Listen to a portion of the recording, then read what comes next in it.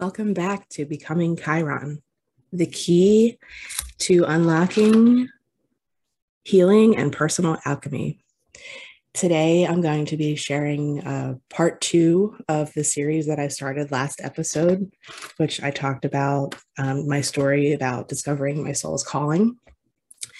Today's episode will be all about the healing journey that was part of the experience of me getting to where I am today. And there is a lot to this story. This has been kind of brewing in me for a few days now, so I'm not quite sure exactly how it's all going to come out, but my intention is to share this experience so that it's out in the world, and that if this is part of your own journey in your awakening process, if there's a big healing part that comes along with it, it's not uncommon. It's totally normal. For me, there were definite synchronicities with my birth chart, which I'll actually also share because I find it fascinating. Just to do a little bit of a astro weather check, like we talked about last time. Today is Thursday, June 2nd, 2022. We just had a new moon in Gemini on Monday. So that pretty much closed out the eclipse portal that we just experienced over April and May. And Mercury is still retrograde. The retrograde this time began in Gemini, and it's now finishing up in Taurus. And that retrograde will be over early tomorrow morning here on the East Coast, I think around 3 or 4 o'clock in the morning. And then we'll have the post shadow for a couple weeks after that, which just means that Mercury is now in direct motion again over the same degrees that it was retrograde. So this retrograde experience has been interesting and entertaining to an extent. I mean, Gemini is that trickster energy that belongs to Mercury anyway. So it's been easy to laugh at this one and sink into it. And my partner, Mandy, and I just taught another series of Reaping the Rewards of Retrograde, the class that we've been teaching with every retrograde. So that was a lot of fun and incredibly insightful for everybody that joined us. So thank you to everybody. We just ended that class last night. And we'll be doing another one for the next Mercury retrograde. And we have another one coming up towards the end of the year, I believe, as well as our every 2-year Mars retrograde. So we'll be doing a class for that one too. Stay tuned for details on that. So just a bit of an astro weather check there. There's not too much to report right now. It's interesting that this has kind of been brewing in me for a few days because right now the moon is waxing through the sign of Cancer, and almost at the same degree that was sort of the beginning of this whole experience for me back in 2018. So I call this whole experience of my life, this whole year and a half that was an incredibly challenging and difficult and painful healing experience. I call it when my root chakra exploded. And when we're talking about the root chakra, we're talking about the energy center that's at the base of the spine. The color associated with it is red. And this center is very much related to our sense of safety and security in the world. And when this whole experience began for me, it was coupled with what I talked about last time with knowing that I wasn't supposed to be in the career that I was in, and well, not, in the highest vibration of my chart and energy and what I really came here to do. And I was faced with a lot of challenges in that experience as well, as I talked about. And one of them was finances. I'm in this stable career, steady paycheck every 2 weeks, making more and more salary wise every year as I went. We always had a cost of living increase that was guaranteed pretty much. And being faced with letting that go was also being faced with losing my sense of financial security, or maybe not losing it, but shifting into my own business. And there's a lot of uncertainty there. And there was a lot of emotional processing that I was doing around that. 2018 was the year that I did my astrology apprenticeship. That was pretty much January to November, December. So this happened during that time as well, while I was in my studies.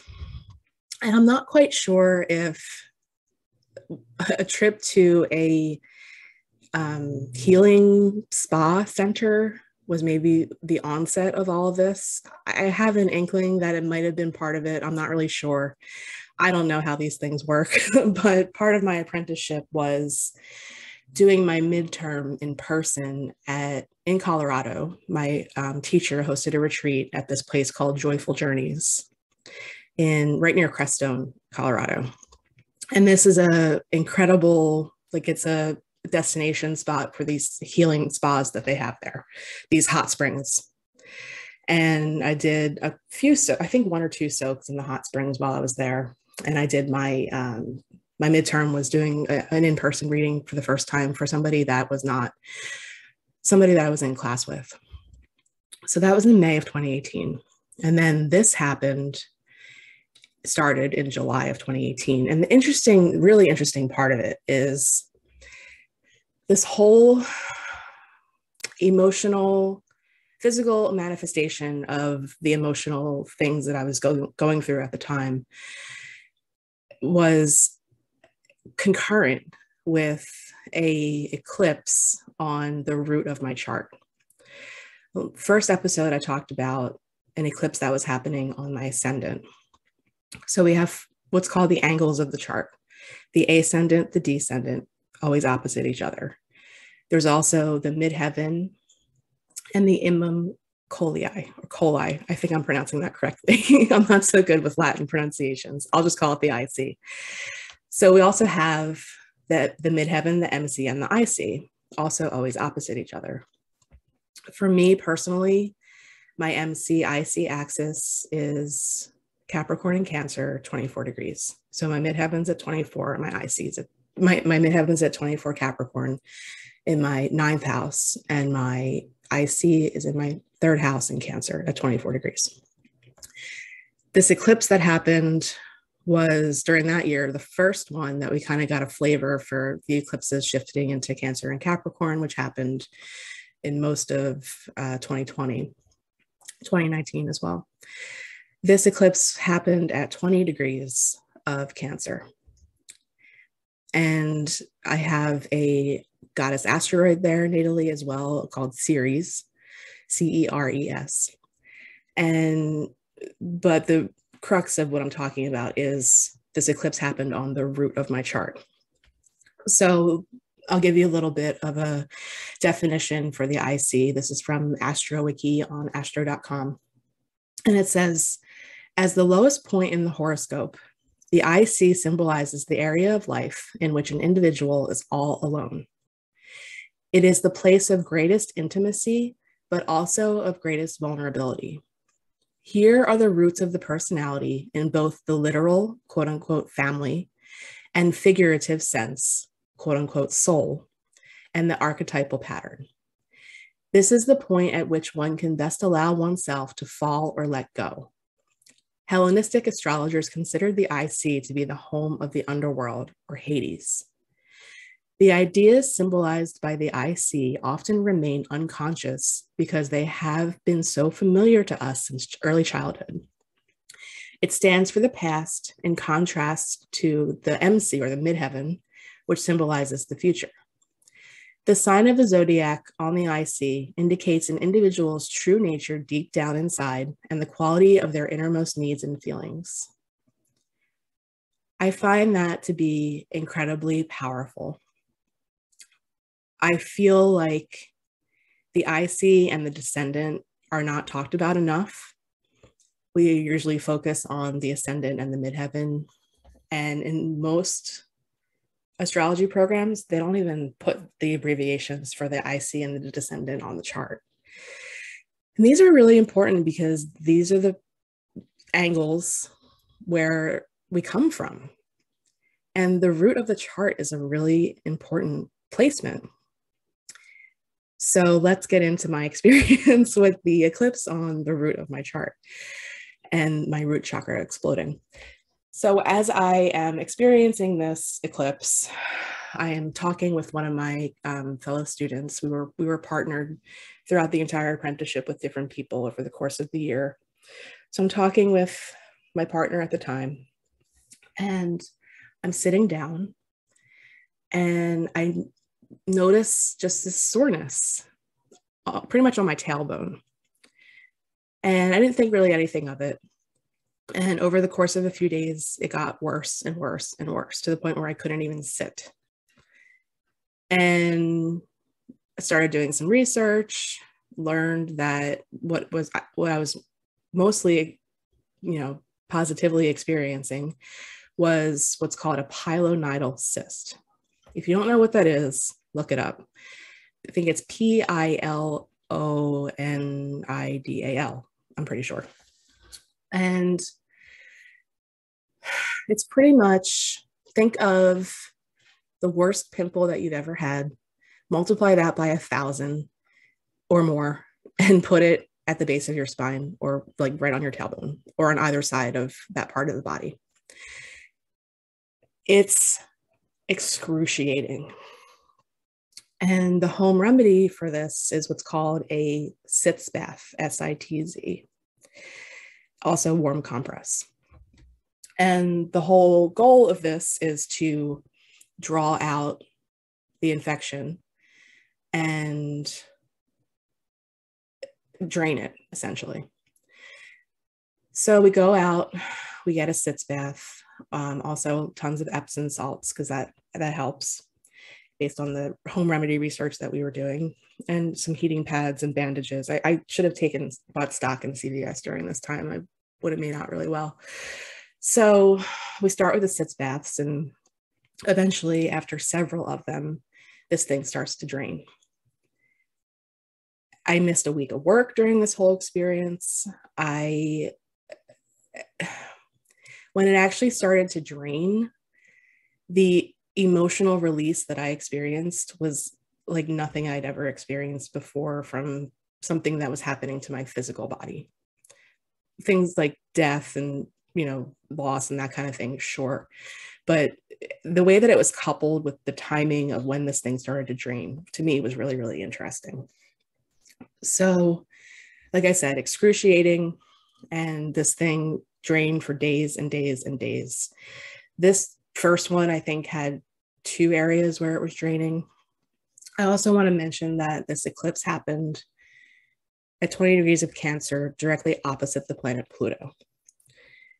And Pluto in astrology is the planet that relates to our deepest capacity for transformation, but also it relates to purification. And I attribute this putrid expression of what I was going through to Pluto. Thanks, Pluto. It was gross. It was just gross. And I was terrified of infection, considering where it was on my body. So after about a week, it's to the point where the draining has stopped and I don't have to do the sitz baths anymore. Pretty much still keeping it covered with gauze and tape just in case. And I go back to work and I go on my merry way. And I think that it's all over. And then this, I can't remember how many times it happened, but it kept coming back over and over and over again. After a couple weeks, sometimes out a month at a time, it would flare back up.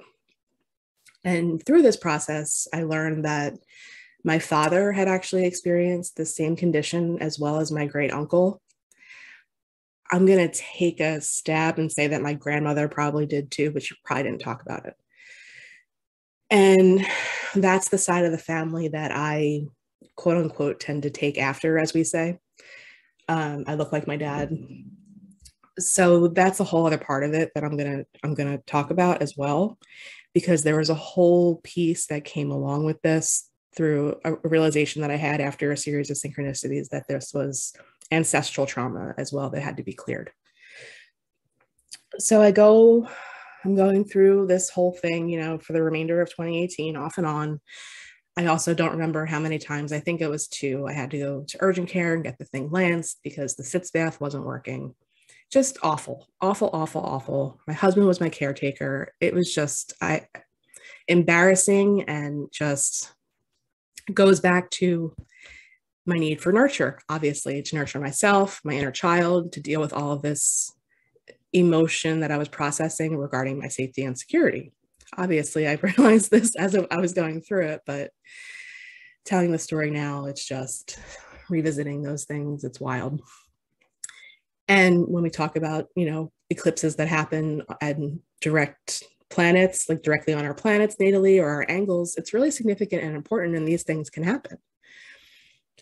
So in 2019, early 2019, I booked a couple of coaching sessions with the local intuitive.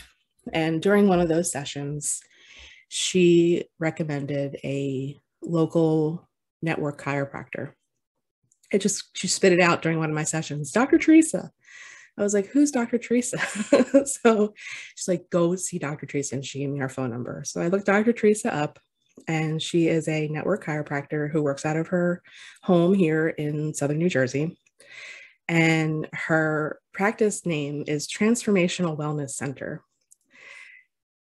So I start seeing her as well. Obviously, this is something energetically related to my spine, to my root, all of the things. And that's what network chiropractic is. Look that up as well. I highly recommend it if you're dealing with something particularly that's happening in an energy center, like one of your chakras. So in January, I started seeing her, and I was going twice a week for many months. And she is an incredible, incredible woman. And one of the things that I really loved about her and her work in our first consult in particular was she's a big fan and honors the work of Louise Hay. And we consulted how to heal your life, and we looked up the root chakra and cysts and all of the things. So there was a lot happening during this process. It was just a lot of my own personal healing. As I call this show Becoming Chiron, this was part of it. The first interpretation I ever heard of having Chiron in the first house of the chart was wounding over embodiment. And I shared the story last time of the past life regression that I'd had done when I was exiled. I don't know if that was the one before this one or what, but there's definitely some wounding over embodiment going on, especially related to this whole experience and clearing that had to happen. But also dealing with wounding in the sign of Taurus, which is all about our resources and our physical world and money and belongings and things like that. And everything that I talked about last time, facing that big shift and change, and just even thinking about leaving my job. So Dr. Teresa was incredibly helpful during this time. There were times that I was just surrendering to it, and she coached me through that and helped me to act rather than become a victim of my, I call it an injury to an extent, but physical condition, I guess you could say, illness to an extent. And she's been instrumental in this journey, and I still see her every other week, because I'm still in my transformational wellness portion of my life, I feel. So let's talk a little bit about the ancestral part that came with all of this. Once I learned that my father had it and my great uncle had it, I did a little more research on the roots of my family on that side. And the family is from Sicily. Our ancestry goes way back in Sicily. And Sicily was one of the most invaded countries. So I started thinking about my ancestors, and I started thinking about what that must have been like, never knowing when your land was going to be pilfered, never knowing when people were just going to come in and take everything and steal everything, and how that relates to resources and senses of safety and security. And I also started thinking about how my grandmother and my grandfather lived through the Depression. I have memories of my grandmother being so adamant about not wasting anything, particularly food. She would eat the meat off the skin of the tomato slices that we would use on our sandwiches.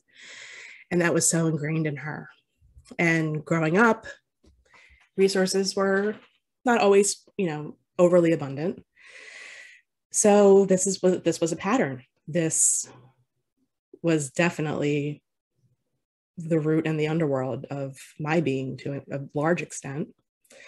And when we come into this world and into these lifetimes, we have opportunities, big opportunities, if we choose to do it, to break the pattern. And I feel like that's a big theme that's happening lately. Over the last couple of years, I've seen it over and over again with friends, with clients. We have the chance to break the ancestral patterns and the programming in many different ways. So I made that a big part of this experience personally. I have a blog post or a series of posts, I believe, about it, which I'll put a link to in the description of this episode. And clearing that and doing that intentionally. And Dr. Teresa taught me all about Ho'oponopono and using that as a tool to remotely clear generations, 7 generations in the past and in the future. And I feel like that was a huge part of this experience for me, because I'm dealing with this, not in the same way, but the same themes as far as resources and safety and security. And it was really important to me that I made this part of this experience. And I used as many tools in my tool belt that I knew already and was taught along the way to heal this thing on my own. Reiki, crystals. I set up grids for the ancestral clearing. I did a whole, if you ever heard of the Shift Network, they had a whole ancestral healing summit, which I attended and embodied and did many of the practices that they taught in that. I think they do that once a year. If anyone listening is interested in that, it's powerful. If you feel called to be the one in the family to break the pattern, I highly recommend it. And all the things I was doing, Ho'oponopono prayers, everything, crystal grids, and this thing just would not go away. It was still flaring up all throughout this time in 2019 when I started seeing Dr. Teresa. During that time, I was really, really, really integrating the plans that I was making to make the moves and save the money and pay off the bills and all of the things that I talked about last time, and planning for my exit from the corporate world. And this was all just a huge intertwined experience. I really think 2019 was a huge, huge year of healing for me. And I started Ursula Alchemy in early 2019 as well. While this was all going on, I started doing readings and doing readings events at local shops, and just really started putting my plan in motion and getting the experience and figuring out what this whole thing was and how this was going to look. So that was a big part of what I was doing while I was also dealing with this horrible health problem and root chakra explosion. So I decided, my husband and I both had had enough. Imagine how he's also handling this with me. We'd had enough, and I decided to have it surgically removed. I had a consult with one surgeon who I'd also gone, I think it was in February or March at this point in 2019, for another lancing. And I had a bad feeling. I didn't care for the person that I consulted with. So I went to my physician and I got a recommendation for a different surgeon. And we met with him, and I felt very comfortable with him. And he made me feel comfortable, which was a big part of this whole thing. Losing my whole comfort zone, total vulnerability, just imagine. And having, never mind, I'm not even going to say it. So vulnerable. So my moon being exposed all the time. So I'm very comfortable with this surgeon. And after the consult, we went in and got the surgery scheduled. And I was scheduled to have this pilonidal cyst, a cystectomy, on April 24th of 2019. If you've ever had surgery, I'm sure you can relate to being terrified. This was the first surgery that I'd ever had in my entire life. I'd broken bones and had injuries and that kind of stuff, but nothing that ever required surgery. So I'm scared. It was scary. The whole thing was scary, all of it. And had the surgery done. And going into the surgery, sometimes with these cysts, they require having a drain put in. So when I was waking up and coming to once the procedure was done, the best news that I had had in a really long time was that they didn't put a drain in, because I knew that that would make my healing a lot more difficult and challenging. And it ended up, after the surgery, I was feeling really great because they use really awesome medications now and numbing medications and everything. For the rest of the day, I felt fantastic. And then the next day rolled around and everything started to wear off and the soreness started to set in. And I pretty much spent several weeks on the couch recovering. I could not lay on my back and I could not sit down. Part of this whole thing, like, I had a desk job. Thankfully, before all of this happened, I had gotten a stand-up desk put in my cubicle.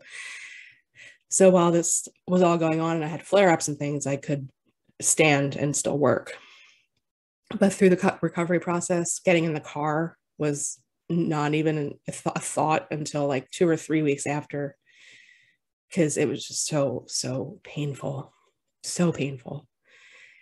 And I, got through it. And the weirdest part, going back to the original experience with when this thing first started draining, when it was healing and it started draining, that was weird. But I got through it. They decided to leave the stitches in a week longer than was anticipated. I feel like I went back to work before I was actually ready. I mean, that's what our society does, right? You're weak if you're taking time for yourself to heal. So the doctor said he could have put me out for another week if I wanted him to. And I said no, but I probably should have said yes. So it healed, and it's been healed. And thankfully the surgery worked. I'm not going to say that it's not still a weird feeling in that part of my body. Like I said, if you've ever had surgery, you'll know, like, there's numbness and phantom nerve pains and weird things that happen. But overall in all, the pilonidal cyst is gone. And I feel like I did clear the ancestral trauma. I feel that making the move that I did, going through this whole experience, was really important to healing that ancestral trauma, because even though I'm still concerned and facing fears over my resources and financial safety and security, I still did it. And I feel like there's breaking free in a lot of ways that comes along with that. So that is the story. Intense stuff. But it's important to note and recognize our bodies and how these things can physically manifest in the wildest of ways, especially coupled with things like eclipses and certain astrological transits, and how we just have to move through the process and honor it. And there is a lot of surrender that goes in it, but don't get lost in it. Don't let it take over you. Take your power back if you're going through something like this. It's a huge healing journey. It's not easy, but on the other side of it, I wouldn't have changed a thing. And that's a lot. That's a big statement, because it was horrible. So that's the part that I wanted to share about today. And if you need, assistance along the way as far as coaching, or people like Dr. Teresa, like Network Chiropractic, I highly recommend weaving together as many modalities as you can. This was certainly a large intersection of Western and Eastern medicine. I believe in both, and they each have their place. This one, I did everything that I could, and I still ended up having to have it surgically removed. And that's okay. Sometimes we just have to excise the funk. And that was my experience. In the beginning of the episode, I forgot to mention that the music that you heard was my dear friend Cassius Kirk of Kind Magma Music, and his awesome song, Space Cowboy, which I think relates perfectly to Chiron. And if you've experienced something similar, if you've had a pilonidal cyst, if you've had it surgically removed, if you're going through one now, I'd love to hear from you. And I just want to mention too, at the end of the shows, that I offer astrology readings and astrological aromatherapy consults, and would love to work with you if you feel called to work with me. You can find all of my services on seagoddesshealingarts.com and my blog, which I'll put a link to, particularly the post that I wrote about this story and experience on ursaalchemy.com. And coincidentally, which is funny, my ending that I talked about last time, Be a Maverick, we have that new Top Gun movie out. So that's kind of funny. But all in all, I just want to remind everybody to honor your healing journey and personal alchemy and be a maverick. Thank you. Bye.